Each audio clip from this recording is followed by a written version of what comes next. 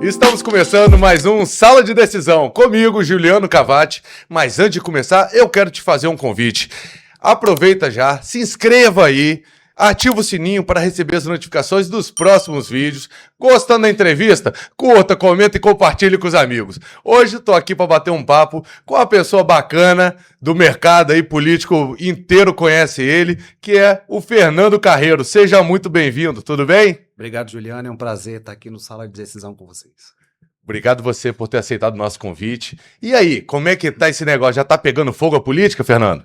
Todo ano, né? Todo ano a eleição começa a pegar fogo bem antes, né? Antes o eleitor assistir na televisão e ver na rua os materiais, ouvir no rádio a campanha propriamente dita, nos bastidores nós já começamos a trabalhar há muito tempo. Então, eu costumo dizer que campanha eleitoral é uma guerra, uma batalha, com data para começar e data para acabar. Às vezes não termina no final da eleição também não, né? Também não, né? E aí eu tô desde o início do ano já nessa batalha. E são 20 anos já de carreira? 21 completos 21? em julho. 21 anos de carreira, 21 anos trabalhando com política e 13 deles trabalhando de forma profissional dentro do marketing político. Talvez eu não saiba a resposta, mas eu vou te perguntar mesmo assim, né? Qual foi o maior desafio de todos? O maior desafio é sempre o próximo. E não é uma brincadeira retórica, não. É sempre o próximo porque a relação do marketing político com o candidato vai muito além da competência. É uma questão de pele. Então você vai encontrar do outro lado um candidato que é um ser humano que tem suas dores, suas angústias, suas indecisões. E a convivência com esse cara ou com essa mulher, ela precisa ser meio simbiótica, né, com um profissional do marketing político. E é o mais difícil, porque aquilo que é técnico a gente já domina, já faz há muito tempo. O maior desafio é sempre conhecer o próximo candidato e tentar conectar essas duas figuras, do especialista em marketing. E quando está numa eleição, Fernando, você tem a sua parte técnica, você enxerga o jogo, se baseia em pesquisas, tudo mais, e você chega ali, o candidato não quer avançar numa coisa que é necessária. E aí, cara, como é que faz nesse momento? Não adianta empurrar quem não quer subir, né? Não, mas eu costumo dizer que o profissional de marketing, o marqueteiro, o estrategista, o nome que você quiser dar, ele é também um psicólogo. Muitas vezes o cara está precisando ali de um ombro para poder chorar, para poder reclamar, né? Às vezes você tem que fazer esse trabalho de psicanálise, se aprofundar sobre a alma humana, daquele humano à sua frente, e tentar entender o porquê dessas angústias, né? Do porquê dessa falta de proatividade, muitas vezes, né? Eu já tive candidatos que não avançaram de jeito nenhum, já trabalhei para um candidato que queria ganhar a eleição apenas nas redes sociais, então bandeiraço na rua, era só as meninas com a bandeira, era um movimento de redes sociais, mas ele não pisou na rua nenhum dia, ele ficou dentro do escritório dele. E aí, rede social, você tocou num ponto legal, que eu também queria te perguntar sobre isso, né? Tem gente que pensa isso, fala, não precisa ir pra rua, porque na rede social, tenho não sei quantos mil seguidores, eu ganho eleição dentro da rede social, e aí? Olha, se seguidor se convertesse em voto, a gente tem um monte de influência que poderia estar hoje dentro do Congresso Nacional, verdade, no país, isso é um risco muito grande, né? Sim. Mas a rede social, ela é um canal importante hoje, e é indispensável numa eleição. Quem não está na internet, nas redes sociais... Mas ela soma a isso, ela é né? apenas um canal. É um canal com a sua linguagem específica. A campanha precisa ter uma mensagem. A mensagem ela é única. Mas a linguagem ela é específica para cada canal.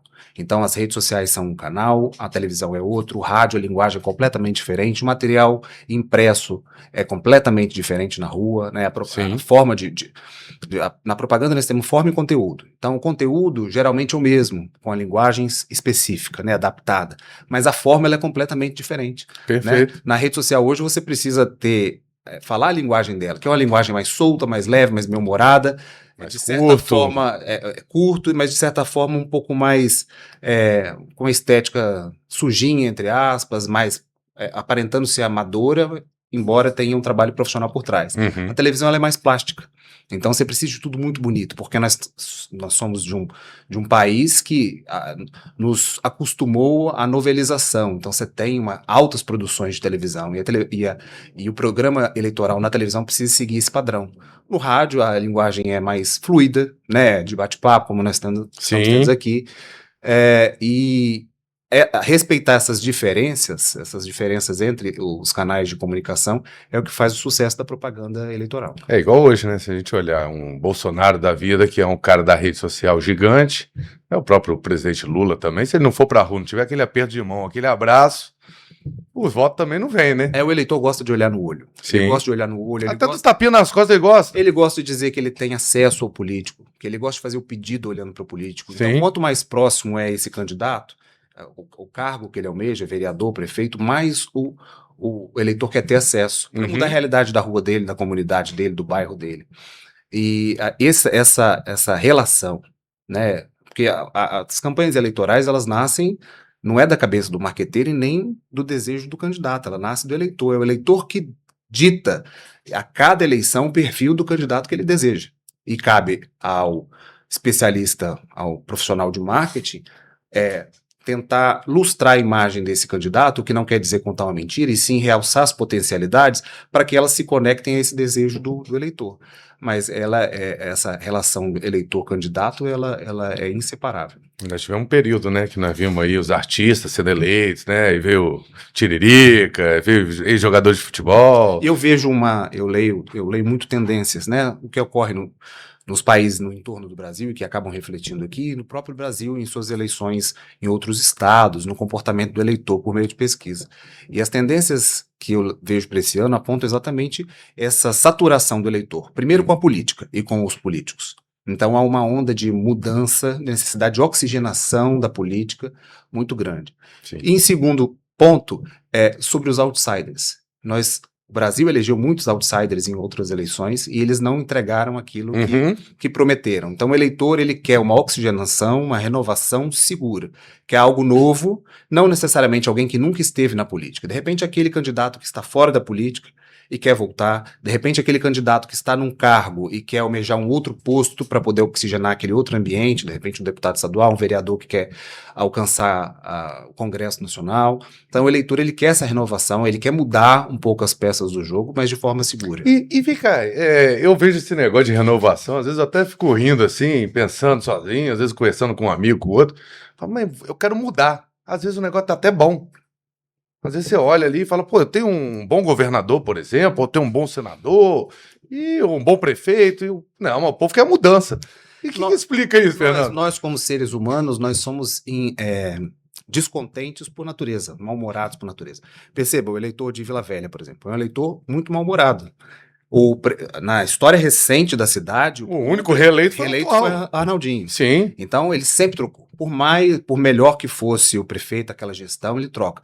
Nós, como seres humanos, nós somos impacientes. A gente quer trocar, quer algo novo, sobretudo num tempo de redes sociais, com a carga altíssima de informação, de conteúdo que a gente recebe. Você sempre está querendo algo novo, quer se atualizar, as pessoas vão mudando e você quer mudar. Então essa necessidade de nós, seres humanos, de ficarmos testando de tempo em tempo algo novo para ver se dá certo, se tem um reflexo melhor daquilo que a gente deseja. E hoje com esse negócio de rede social, um deslizezinho, um negócio vira também umas tempestades. E aí, como é que... Olha, gerenciar a crise em rede social tá se tornando cada vez mais difícil, porque você não sabe de onde vem, né? Não consegue identificar claramente o foco de incêndio. A inteligência artificial tem nos ajudado muito a identificar, a monitorar e a identificar esses focos de incêndio. Mas na rede social tudo ganha uma projeção maior, sabe? Um tamanho maior do que realmente tem. A boa notícia é que também nas redes sociais, pela quantidade de informação, uma crise ela tem uma duração mínima de 24, 48 horas e era suplantada por outra crise.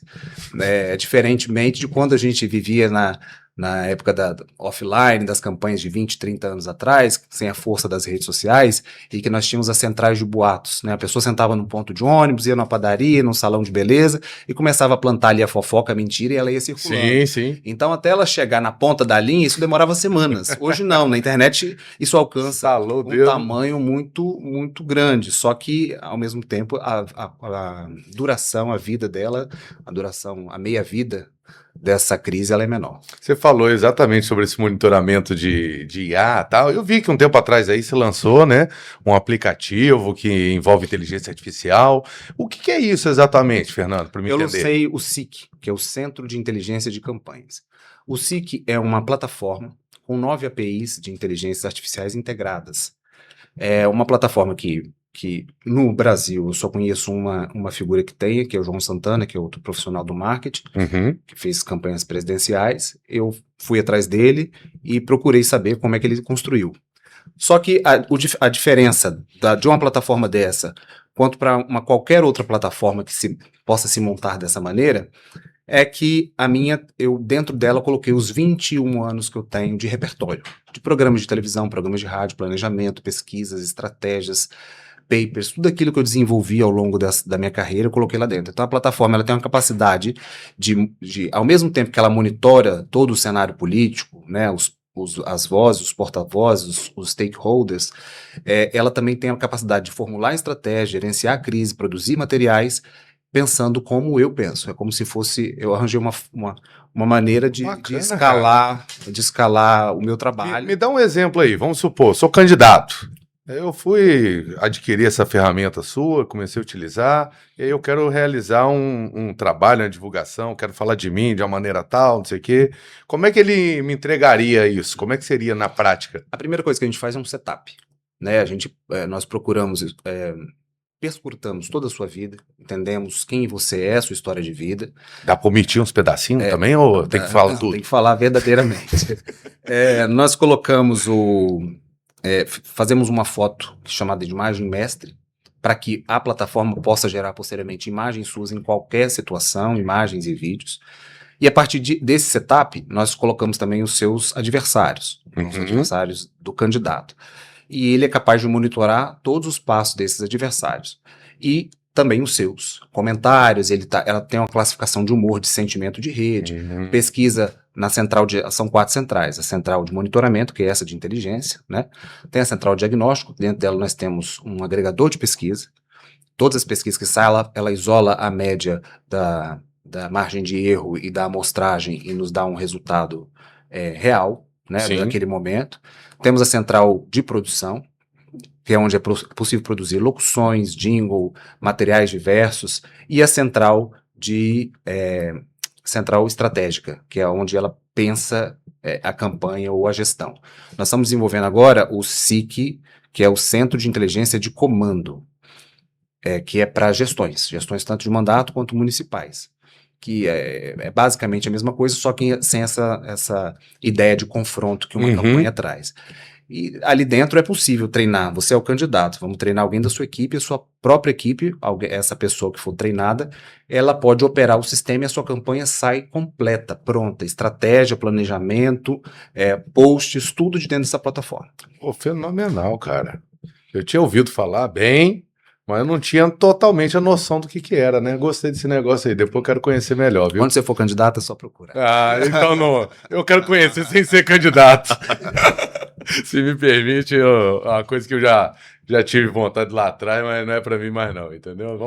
Mas vamos seguir nosso bate-papo, né? Deixa eu te perguntar aqui, e o livro, cara, que você fez aí? Contou um pouquinho da história, da trajetória, mas o quê? Eu costumo dizer que Campanhas, Casos e Case, que é o livro que eu lancei em abril de 2025, quando eu completei 20 anos de marketing político e de trabalho com comunicação política, que ele é um livro técnico com alma e corpo de livro das minhas memórias. Porque, na verdade, eu procurei escrever o livro de forma que ele não parecesse denso, chato, para quem não entende a política e para quem não é profissional da área, né, não trabalha com política ou não vive a política, para que as pessoas interessadas pela história, né, porque ele não deixa de ser, são 20 anos de trabalho, eu conto os bastidores das campanhas, né, desses 20 anos. Tem isso aí lá? Ele é basicamente um livro de bastidores de campanha. Maravilha. E para quem não conhece a história do Espírito Santo até mesmo, ele acaba sendo um recorte da história recente do Espírito Santo. Ali eu já atendi muitas lideranças, muitos players políticos, e ali eu conto as estratégias, como foram feitas as vitórias e também as derrotas, porque nós não somos feitos só de vitórias, né? Com certeza. E ele traz esse panorama para quem conhece, para quem gosta de política e para quem não gosta. Ele é construído de forma como se fossem histórias. Então eu descrevo o candidato, né, eu digo como é que eu o conheci, né, como é que foram tomadas as decisões dentro de uma campanha. Então, para qualquer pessoa, é um livro muito interessante. E esse negócio de bastidor, cara, para mim sempre foi o mais gostoso, sempre foi o mais interessante, que é um momento mais leve, é um momento mais descontraído. Você conhece de verdade aquele político, aquela pessoa, né? É Você ali não... que a campanha realmente acontece. Sim. Né? A campanha acontece no bastidor. Aquilo que o eleitor vê na TV, na rua, é apenas a vitrine de um trabalho de semanas, muitas vezes de anos, para que aquele momento fosse o espelho desse trabalho. Às vezes você tem uma virada aí histórica, a pessoa não entende muito bem, mas aí no bastidor teve um movimento, mexeu umas pecinhas no tabuleiro ali e depois você avançou e conseguiu chegar na vitória, Tudo né, isso Fernando? você vai encontrar no Campanhas Casos e Case. Maravilha. E vem cá, deixa eu te perguntar uma outra coisa aqui, uma curiosidade. O que te levou para o marketing? Veja só, desde que me formei, eu sou formado em jornalismo. Inclusive, teve pouco tempo alguém que me perguntou se eu continuava sendo jornalista. Eu disse que jornalista, sim, eu não faço jornalismo mais há bastante tempo, mas eu continuo sendo jornalista porque o jornalista tem compromisso com a verdade. E a verdade, ela nunca está de um lado só, os políticos também têm a verdade deles. E desde que eu me formei, eu trabalhei, fui repórter, fui pauteiro adjunto de um jornal, colunista de política, editor de política, e depois eu comecei a trabalhar em assessoria de imprensa. Aí eu comecei a trabalhar para um parlamentar, e depois desse tempo eu conheci Beth Rodrigues, que foi referência no Espírito Santo, uma das pioneiras do marketing político no Brasil. E ali ela fazia campanha para o meu assessorado na época, e eu comecei a entender aquele movimento. Era um movimento que para mim era interessante, sabe, de formular, de pensar. Na minha época do início assim de política, né, volta de 2002, né, naquele período ali era a Beth e a Jane ali, uma competindo com a outra, as campanhas brabas pela frente. Beth sempre foi uma mulher muito à frente do tempo dela. Ela tinha uma visão horizontal das coisas. E é o tipo de gente que nasce de 1 em 1 milhão, é difícil acontecer. Ela tinha capacidade de antever cenários quando ninguém apostava em determinados reflexos de algumas estratégias, ela já entendia. E aí foi um período muito importante para mim. Foi logo no início da minha trajetória no marketing político. Eu cheguei a montar meu escritório depois que eu trabalhei como funcionário dela em 2012. Eu montei meu escritório no ano seguinte, em 2013. Falei, é isso que eu quero para minha vida. Saí da assessoria em que eu estava, já havia 6 anos, montei meu escritório e meu assessorado tornou-se meu primeiro cliente, e é meu cliente até hoje, há 13 anos, né? Então já são 20 anos, 19 anos de relação. E montei em 2013. 2 anos depois, em 2015, ela tinha outros 2 sócios, eles rescindiram a sociedade, e ela me convidou para estar junto com ela nesse processo. Nós ficamos 2 anos juntos. Foi um tempo de muito aprendizado para mim, e eu acho que também dei uma certa colaboração, oxigenação para a empresa. Nessa época vocês fizeram qual campanha juntos? Nós fizemos 11 campanhas no Espírito Santo, no sul da Bahia e em Teófilo Otoni, em Minas Gerais. Conheço. Nós fizemos campanhas na Serra, fizemos campanha em Alto Rio Novo, Marilândia, Pancas, Vila Velha, com Max Filho. Fizemos campanha em Lajedão, Alcobaça, Nova Viçosa, Mucuri, Teófilo Otoni. Como é que foi a experiência das suas campanhas fora daqui, de você não conhecer o local, não conhecer a cultura? São muito diferentes. Na Bahia, por exemplo, lá o voto é um voto de cabresto. É um voto que a rede social, ela existe, mas ela não tem a força que tem aqui no Espírito Santo e no resto do país. Em alguns lugares do Nordeste é assim, né? Principalmente eu fiz campanha em Sergipe, cara. E assim, é completamente diferente a realidade do que a gente está acostumado aqui. O interior de algumas cidades, de alguns estados, perdão, do Nordeste, o voto ainda é muito assistencialista, troca Sim. por cesta básica, por saco de cimento, é aquele voto comprado mesmo. Coronelismo demais também, você consegue presenciar. Então, assim, foi uma realidade completamente diferente do que a gente está acostumado e até do que a gente aprende na técnica, né? Não adianta você trabalhar apenas a imagem do candidato, o discurso, a mensagem. Você precisa também lidar com essa forma diferente de fazer política ali, que ela acaba contando, agregando muito mais poder a determinado candidato do que uma campanha muito bem feita. Sim. E aqui, vamos falar um pouquinho de Brasília, de Brasil aí afora. O que você está vendo desse movimento todo aí? O que você acha que vem pela frente aí? Rapaz, quem disser que quem é o próximo presidente da República está mentindo, né? Que sabe o nome do próximo presidente. Porque eu acho que a campanha ainda não começou, né? De certa forma.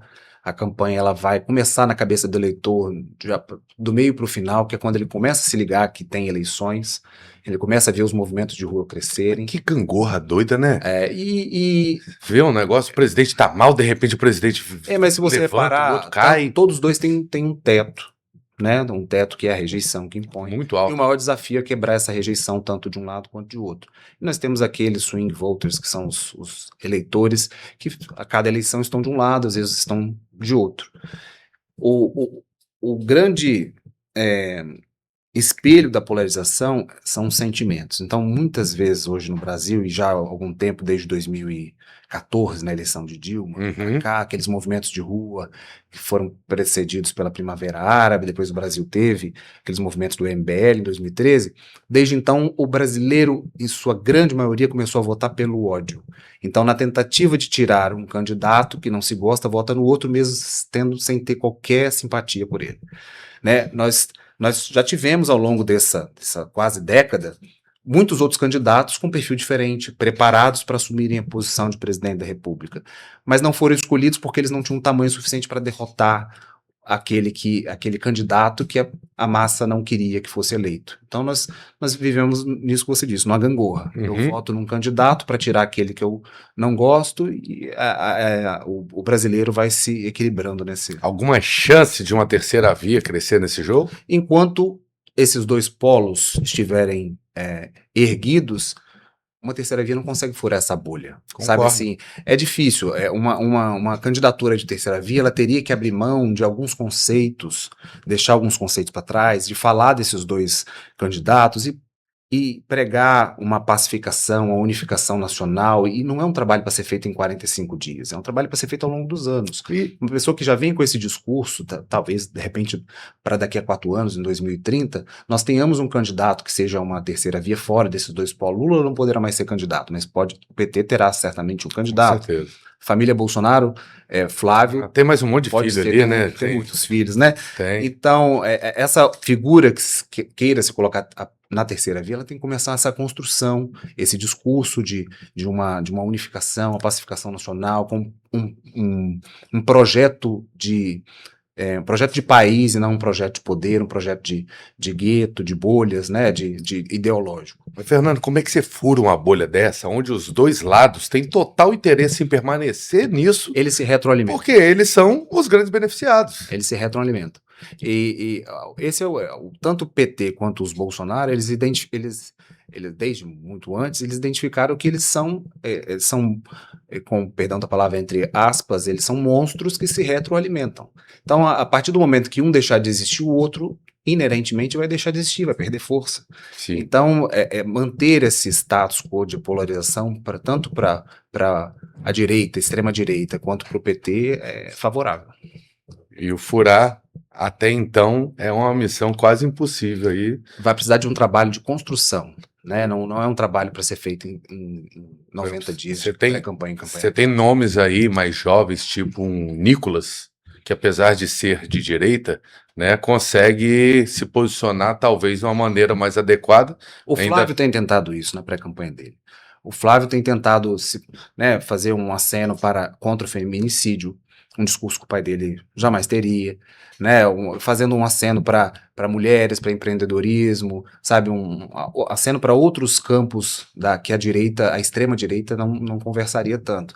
Só que ele carrega o sobrenome do pai, então isso atrai, de certa forma, Por mais que ele tente dizer que ele não é o pai nessa hora, né? Mas também esbarra nessas dificuldades. Essa a questão dos feudos, das dinastias políticas, do sobrenome, eles têm seus bônus e ônus, né? Nós temos isso, exemplos diversos no Espírito Santo, em que os herdeiros políticos de seus pais foram beneficiados, mas também herdaram parte da rejeição que eles tinham.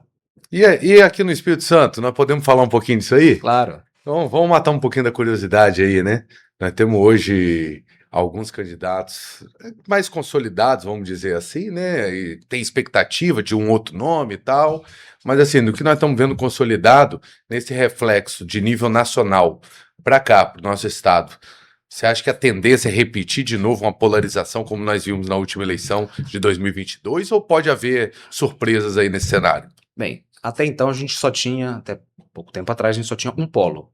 O que, na verdade, se você não tem um outro polo, você não estabelece a polarização, né? Mas, recentemente, Pasolini declarou voto a Flávio Bolsonaro, então estabeleceu-se um polo. Se for da vontade dos dois candidatos, eles podem verticalizar essa eleição, começar um debate de esquerda versus direita no Espírito Santo e acabar construindo essa polarização aqui no Estado. Então é um cenário, é uma possibilidade, mas vai depender de como as duas campanhas vão se posicionar em relação a esse movimento nacional. E pelo que a gente observa hoje mais assim dos movimentos, existe uma tendência grande de seguir numa linha dessa, porque você tem, entre aspas, um estado mais conservador, então a tendência é a direita querer polarizar com a esquerda de qualquer jeito aqui também, né? De qualquer maneira, e vai restar ao governador Ricardo Ferraço trabalhar se equilibrando, né, equilibrando pratos, porque ele não até o momento não deu nenhuma demonstração de que vá abraçar um ou outro lado. Ele tem adotado a estratégia e o discurso do caminho do meio, então ele vai ter que equilibrar pratos daqui para frente. E a população? Vamos lá. Você tocou num ponto interessante. O que você enxerga em relação a isso? Eu não estou abraçado com Bolsonaro e tal, mas eu tenho. Vou citar o Ricardo. O Ricardo, quando foi senador, para mim, ele foi um dos 5 melhores senadores da República. E acabou depois nem sendo reeleito. Mas ele tinha os discursos, você observava, não sei se você chegou a acompanhar os discursos dele, todo esse período dele dos 8 anos como senador. O Ricardo tinha debates fenomenais, cara, que ele travava lá em cima. Então, foi assim, inclusive uma voz muito forte contra a favor, né, do impeachment contra a presidente Dilma Rousseff. Ele teve uma atuação muito, muito incisiva nesse campo. Eu acho que, inclusive, está sendo até pouco aproveitada pela pré-campanha dele. Não sei se eles vão entrar. O que eu vejo e pouca gente tem percebido é uma falta de olhar para os outros cargos majoritários que são do Senado. Há uma disputa em Brasília e no resto do Brasil por essas vagas, né? Nós estamos disputando entre aqueles que vão ser favoráveis e os que vão ser contrários aos impeachments dos ministros do STF. Então essa vai ser uma disputa, essa sim vai ser uma briga forte em todos os estados. Os partidos já entenderam isso até para ganhar, porque o partido, o que dá tempo de televisão e recurso financeiro para os partidos são os deputados federais. Exato. Mas os senadores, eles têm outras prerrogativas e que dá formar grandes bancadas dá um poder bélico para os presidentes de partido de negociação. Então essa é uma disputa que está sendo menosprezada, eu acho que aqui no Espírito Santo, ou que a gente pelo menos perceba, até porque o eleitor dificilmente sabe o que faz um deputado e um senador, mas para os partidos essa disputa é muito importante. Aqui no estado hoje, para o Senado, você tem um nome já muito bem consolidado, né? Temos outros muitos nomes que vão se reduzir à medida que a eleição for se aproximando, né? E essa eleição do Senado, também vamos na polarização de novo. A direita está muito mais dividida que o campo da centro-esquerda. Como vai ser uma eleição altamente verticalizada, arrisco dizer que qualquer candidato ao Senado que não entrar nesse mérito de impeachment de ministro, não marcar sua posição, vai perder algum espaço de discurso ali. Não quer dizer que ele tem que criar toda a sua campanha em cima disso, mas em algum momento ele vai precisar tratar desse tema. Nós tivemos uma última pesquisa, agora esses tempos aí que eu estava dando uma olhada, e onde dizia que 60 e poucos % da população não são nem esquerda e nem direita. Mas a gente sabe que influencia essa questão na hora do debate, essa polarização e tudo mais. Mas um candidato de centro ao Senado, nesse cenário aí, que não entrasse nesses méritos, vamos supor, né? Muita gente fala, vou repetir uma fala de Euclério Sampaio, por exemplo, que ele fala ali, fala, ó, esse negócio não bota comida na mesa do povo, esse negócio não traz obra, não. Então, e acaba saindo e não entra nessa polarização. Esse discurso também não... É uma grande disputa retórica de emoções, né? Quando um candidato defende que a ideologia não põe comida na mesa, ele está mexendo com emoção. Uhum. Quando o outro defende que educação é dada pelos pais e não pelo professor, que não existe isso de trabalho dentro, esse trabalho dentro da escola não deve ser aceitado, ele também está mexendo com emoção, né? Então, são disputas retóricas, isso vai continuar existindo e vence quem tiver o melhor discurso, a melhor narrativa. E outra coisa, desse tempo todo aí que você acompanhou, pegou muita gente que não tinha vergonha de falar. Mas isso tem todos os dias. É. A timidez, né? Quebrar a timidez quando é da personalidade da pessoa é difícil, porque é a prática que te faz ser menos tímido. Teve um candidato em 2024, um candidato a prefeito, que ele, apesar de ter quase 40 anos de vida pública, ele é um candidato tímido. Quando isso? Continua, em 2024. Ainda continua sendo um candidato tímido. Eu conversei com ele aqui. Posso falar o nome? Pode falar. João Coser. João Coser. Eu já entrevistei ele, ele me falou, eu sou tímido. Eu falei, você tá de sacanagem. Ele, não, eu sou tímido, tem hora que eu tô gravando aqui. Eu vou contar, porque ele contou já no programa. E aí ele falou, não, tem hora que eu tô gravando, eu peço minha equipe pra sair ali, não, deixa eu gravar sozinho. E eu achei isso fantástico, cara, porque não demonstra. É um dos quadros mais preparados da política, já tem muito tempo de serviço prestado ao Espírito Santo, mas é da personalidade dele ser tímido. Então, para gravar os programas, para discursar, não, ele não tem essa timidez, não, mas para gravar, quando liga o REC da câmera na frente dele, ele costuma travar. A cor também dá uma avermelhada ali. E aí o que nós fizemos? Nós contratamos uma professora de teatro para poder fazer um trabalho com ele, para que ele pudesse se destravar em determinados momentos. Então isso também acontece durante as campanhas. Teve candidato que nós colocamos para ele um curso de programação neurolinguística para que ele tinha muitas crenças limitantes, então ele precisava se destravar para poder conseguir fazer com que o discurso fluísse melhor. Então, o marketing político, ele é um trabalho, uma área que a gente tem trabalhos multidisciplinares. Então, são pessoas ligadas ao teatro, e nada a ver com encenação, sim as técnicas que nos ajudam, né? Pessoas que trabalham com programação neurolinguística, PNL, filósofos, sociólogos, cientistas políticos, publicitários, jornalistas, o pessoal do audiovisual, que é muito importante. Então, nós temos uma gama de profissionais, né, fora toda a parte técnica de maquiador, cinegrafista, que contribui para que todas essas peças se encaixem e a gente tenha um melhor candidato. Nem sempre é possível. E esse período aí de curso de teatro, curso de oratória, quanto tempo, às vezes, Fernando, chega a levar um treinamento desse com a pessoa para poder... Depende muito do tempo que o candidato tem, né? Para João mesmo, nós tivemos 5 sessões e que foram suficientes para ajudar naquilo que a gente precisava. Porque a campanha é um organismo vivo e ela é um tempo ele é contado em minutos, não é em dias, né? Mas, às vezes, quando o candidato tem a possibilidade, contrata o nosso serviço antes, a gente tem essa possibilidade de identificar, até mesmo o trabalho com fonoaudiólogo, quando é necessário, e ir fazendo de forma progressiva. Quando dentro do período eleitoral, a gente tem que correr mesmo, para que isso aconteça. Desse período todo seu aí, tem algum fato aí mais engraçado que você se recorda? Alguma situação de bastidor ali que você pode contar? Tem o presidente da Assembleia, Marcelo Santos, um grande amigo meu, logo que ele assumiu a presidência da Assembleia, ele foi até o meu escritório. Quando era eu que deveria fazer uma visita de cortesia, ele quis ir lá. E aí quando eu recebo meus clientes, candidatos ou algumas personalidades do escritório no período noturno, eu sempre procuro oferecer um lanche melhor, sabe assim, principalmente quando são autoridades. E aí eu pedi à minha secretária para poder encomendar de um restaurante que a gente sempre compra uma maionese de camarão. Maionese de camarão, wasabi, aquela erva verde, e batata doce. Eu já fui lá de dia, eu não fui lá à noite, não. Né? Eu vou combinar um dia uma ida lá dessa noite, rapaz. E aí, comprei um vinho e tal, e eu cometi o ato falho que nenhum jornalista pode cometer de não checar com a assessoria dele. Ele tinha alergia a camarão? Ele tinha alguma restrição alimentar.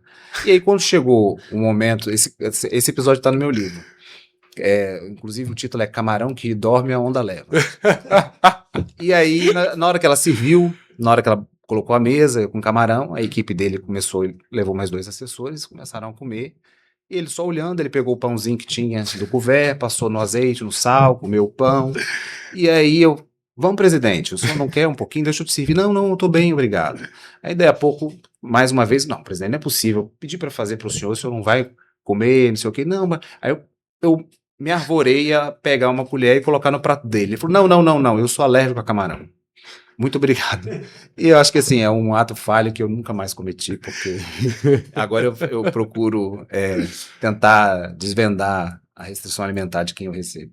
Pois é, uma coisa Você não tem alergia a camarão, não, né? Rapaz, muito pelo contrário. Então, tá bom, Então você já pode ficar à vontade aí que camarão não é problema não. Na verdade, não tem problema com nada disso, né? Alimentação aqui é tranquila, viu? É um negócio, a única coisa que eu fugiria, que aí eu tenho um pouco de restrição, é quando tá muita salada, entendeu? Aí sim. é muita salada, não, isso pode ficar tranquilo. Não costumo fazer bem, não. Entendo.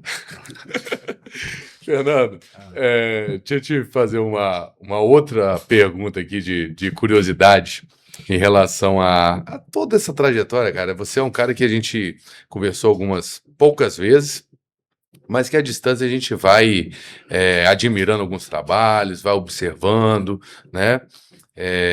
Há um tempo atrás, você deu um passo até para fora do Brasil, né? O que você pensa em relação a isso? Há campo para esse trabalho fora? É uma ação que você ainda está estudando? Conta um pouquinho para mim. Quando eu estruturei a filial da empresa em Portugal, porque observando o mercado de lá, eu via que as campanhas não eram feitas como as nossas. A nossa campanha ela tem uma tendência à novelização. Né? Você faz um storytelling desde antes das redes sociais, você conta uma história durante a campanha. Né? Você tem um programa eleitoral na televisão que parece uma novela, tem superprodução e custam caríssimos esses programas. E em Portugal não. Em Portugal você, assim como em outros países, você não tem tempo gratuito na TV, né? O tempo é comprado, o comercial é comprado, como qualquer outro lugar. A campanha na rua, ela é bem arcaica, do tempo em que o Brasil usava outdoor, que já não pode há mais de uma década, Portugal ainda usa. A propaganda de rua no Brasil hoje, na rede, em qualquer lugar, não pode ter ataque ao adversário frontal. Em Portugal isso é possível. E eu acho que eu quero ainda levar parte dessa forma de trabalhar a campanha eleitoral que nós temos aqui no Brasil para Portugal. Né? Exportar então, essa ideia. Portugal é um pouco mais atrasado que a gente nesse sentido. Então. Nesse sentido da propaganda política e eleitoral, sim. Não sei se eu usei a palavra correta, né? Atrasado, mas... É um pouco antiquado ainda, né? Entendi. Não, acho que pode ser melhor. Pode mais coisas, funciona para eles, mas acho que pode ser melhor. Né? Quem começou aqui no Brasil essa novelização dos programas de TV, que mudou essa forma de trabalhar, foi Duda Mendonça. Sim. Lá na campanha de Maluf, no final da década de 80, início da década de 90. E desde então, hoje as produções foram escalando e há uma disputa de quem faz o programa mais bonito, o programa melhor de televisão, e as redes sociais também tem toda a estética. É vender aquela imagem de que estou vendendo paraíso, né? Mesmo que não seja, a televisão te mostra uma coisa de cinema ali mesmo que... A forma ela é muito importante dentro da propaganda. A forma ela comunica. As cores elas têm um papel fundamental, né? A imagem ela tem um papel fundamental de comunicação, porque ela chega antes do texto, né? Você olha primeiro para aquele material e você lê aquele material antes mesmo de você discorrer sobre o que está escrito ali. Lá em Portugal, você falou um negócio aí, eu fiquei curioso. Lá é financiamento público de campanha? Como é que é isso? Não, lá tem contribuição privada, não tem financiamento público de campanha, tem contribuição privada das empresas. E é um sistema completamente diferente do Brasil. Voto obrigatório, não é? O voto não é obrigatório. Não é obrigatório. Em Portugal. O desafio é maior. O desafio é maior. A gente fez uma campanha há pouco tempo de uma categoria, exatamente isso. As pessoas, aí vem os desafios, né? Como é que você faz aquela pessoa que... De classe, entidade de classe. Que não é obrigada a participar de uma eleição ela já está completamente desacreditada daquilo que aquilo lá pode ter um negócio, e por mais você vai, joga proposta, joga isso, aquilo outro, o cara continua olhando ali e fala, pois é, Aí você tem que exatamente. puxar pro lado do adversário. Se você não for votar no meu candidato, o outro adversário vai chegar e vai te tirar esses benefícios. Eu já fiz algumas campanhas em que os idosos no Brasil, a partir de 60 anos, você não precisa votar, o voto Não não é precisa mais mais. obrigatório. E alguns jovens também, a partir dos 16 é possível votar, mas você tem um índice muito grande de jovem que não vai votar. Mas principalmente para os idosos, inclusive na campanha do João e teve outras campanhas também, nós fizemos campanhas, dentro da campanha, campanhas específicas para estimular os idosos a irem votar. Uhum. Porque é importante ter um percentual, eu agora não me lembro o número, mas era um percentual considerável de votos, e esse percentual era importantíssimo para a nossa campanha. Minha avó votou até 80 e poucos anos. A minha mãe vota até hoje também. Depois que ela teve uma enfermidade, aí já não conseguiu mais ir, mas até então ia sempre, gostava, via as amigas, batia papo lá também, nas escolas, as coisas legais, faz parte também O voto é uma conquista, né? O brasileiro, é que o brasileiro encara isso, nós brasileiros encaramos isso como se fosse uma briga, uma disputa de torcida, mas na verdade ele tem um papel fundamental porque a gente está escolhendo o futuro da gente ali, né? E infelizmente, grande parte, recentemente o Datafolha publicou uma pesquisa, quase 90% das pessoas não se recordam de em quem votaram para deputado e para senador. Porque são as pessoas, e aí por um erro mesmo da própria classe, do próprio Congresso Nacional e dos profissionais de marketing político que usam o período de campanha e esses outros períodos fora desses interstícios de campanha, não para poder dizer o que faz um deputado e um senador. A população não sabe. Ela pode não saber, de repente, o que faz também um prefeito ou um governador, elencar as atribuições, mas ela sabe que o prefeito, o governador e o presidente da República têm capacidade de mudar a vida delas. Mas aí, às vezes, o eleitor não sabe que eles só conseguem transformar a vida delas para melhor ou para pior se tiverem um aval da Câmara de Vereadores, da Assembleia, do Congresso Nacional. Então, acho que falta um pouco. Esse é o voto para deputado, senador, ele é tão importante quanto o voto para presidente da República e para governador. Então, acho que falta um pouco dos profissionais do marketing político e dos próprios candidatos fazerem com que a população entenda a importância desses cargos. Mas dentro de tudo que a gente conversou, do marketing, disso, daquilo outro, é muito difícil deles pararem de utilizar o tempo deles para tocar isso, para focar nessa questão. Poderiam fazer isso durante o mandato, né? Mas durante a eleição em si, isso não gera voto. Em algumas ocasiões, às vezes a gente até tenta. Quando o cargo é muito importante, a disputa, você explicar o que faz, quando você tem um candidato competente, e o seu adversário não é tão competente quanto, jogar luz sobre essa importância do cargo, para deputado ou para senador, ela faz com que acenda um grande holofote sobre o seu candidato. Seu candidato é competente, você tem um adversário que não é tão competente assim. E aí você mostra que para ser senador ou deputado tem que ter essas atribuições, a importância é essa. E você mostra que aquele candidato está preparado, ao mesmo tempo que aquele outro despreparado não vai conseguir assumir essa função. Fenomenal. É por aí. Eu gosto desse negócio, já estou visualizando algumas coisas aqui que você está falando aí. Eu tô dando uma olhada em um, em outro, pensando, rapaz, isso aqui encaixa ali também e tal. E agora vamos aguardar aí esse processo, né? Ver o que vai acontecer. Uma coisa só que eu acho triste é que a gente vê tanta gente com potencial bom para fazer uma boa mudança, para melhorar, mas também tem muita gente desqualificada, tem muita gente ruim. E aí você olha em termos de um congresso, por exemplo, com 513 parlamentares, o Senado ainda é mais equilibrado, né? A pessoa quando chega ali normalmente já foi um governador de estado, já foi algo nesse sentido, então você tem um nível melhor, né, dentro dos 81. Mas dentro do congresso, tem uma turma grande ali que desqualifica isso, atrapalha essas mudanças e a gente sente as dificuldades, apesar do nosso estado ser muito mais evoluído do que outros que a gente já citou aqui até anteriormente, em relação a políticas públicas, em relação ao modo até como escolhe seu candidato, mas também há coisas a melhorarem aí e tal. Mas é bom a gente também olhar por um outro prisma. O Congresso Nacional é um reflexo da nossa sociedade, né? O Senado ele é dividido de forma igualitária, são 3 senadores para cada estado. Sim. E a Câmara dos Deputados não, é de forma proporcional. E ali você tem representantes da bancada da bala, da Bíblia, representantes dos movimentos sem terra, representantes. Acaba sendo uma fração, um espelho da nossa sociedade, né? Então, se nós temos uma sociedade muito miscigenada do ponto de vista de ideias, né? Que multi-ideológica, nós não somos só esquerda e direita, tem várias questões culturais, né? São vários outros valores indexados.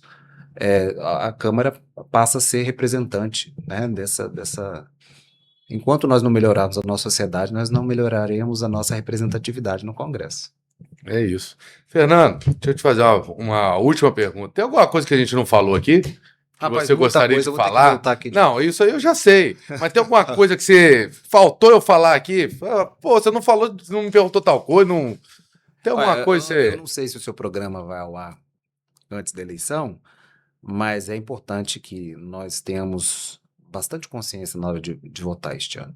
Porque está em jogo o futuro do Brasil e dependendo de quem for eleito para todos os cargos, pode levar um país que já está sangrando para um cenário ainda pior. Sem dúvida. Né? E é pior na economia, é pior na educação, em outras áreas. O que é importante é a gente não olhar para o nosso voto com pontualidade, é colocar numa balança, sabe, as qualidades e os defeitos de cada candidato, entender a história de cada um desses candidatos para poder escolher o futuro, aquele futuro que você quer para os seus filhos, né, para os seus amigos, para os seus familiares, aquele futuro que você quer para você. Então é importante que a gente tenha essa consciência na hora do voto, uma consciência que, como nós já tratamos aqui, às vezes no interior do Nordeste ou de outras regiões do Brasil não há, mas aqui no Espírito Santo principalmente é um estado que sempre teve muito critério ao escolher seus representantes. Se você observar as pessoas que assumiram o governo do estado sempre foram pessoas com seus defeitos e qualidades, mas nenhum deles um louco qualquer que sentou ali, sabe? São pessoas que têm um critério, que têm uma história política. Então, que a gente possa olhar com carinho para cada um dos candidatos a todos os postos, né, de deputado estadual, federal, senador, governador e presidente da República. E vamos continuar na esperança de ter um Espírito Santo e um Brasil melhor, né? Que continue no caminho certo. É isso, Fernando. Muito obrigado, tá? pela sua presença. Vamos combinar, sim, de você voltar logo mais, depois da eleição, a gente falar um pouquinho aí do que você puder, óbvio, né? A gente comentar um pouquinho desses bastidores aí, porque tem muita coisa bacana que a gente, nesse momento, não tem como ainda entrar, ainda falta muitas peças ali se fecharem, mas eu quero ter a oportunidade de a gente fazer uma Vamos nova marcar conversa. o seu retorno lá na empresa para você poder... Vai ter camarão? Vai ter comer camarão. Rapaz! Só se for A produção já vai junto aí, ó. Vamos junto lá, tá? Tá combinado. Quero agradecer demais o convite aqui, participar do Sala de Decisão. Estou sempre à disposição. Muito obrigado, Sucesso Fernando. aí. Obrigado. E ó, todos vocês que nos assistiram, eu quero agradecer. Você que chegou até aqui, recomendo aí que leia o livro do Fernando, tá? Pode ler porque tem conteúdo demais aí. Eu vou fazer a leitura, eu não li ainda não, eu não sou mentiroso, então não vou falar mentira não. Mas eu sei da trajetória dele, eu sei da história dele e eu tenho certeza que tem muita coisa bacana ali. E eu quero te pedir, mais uma vez, se ainda não se inscreveu, se inscreve no nosso canal, ativa o sininho. Gostou dessa entrevista? Curta, comenta e compartilhe. E até o próximo Sala de Decisão. Muito obrigado, até lá. Valeu!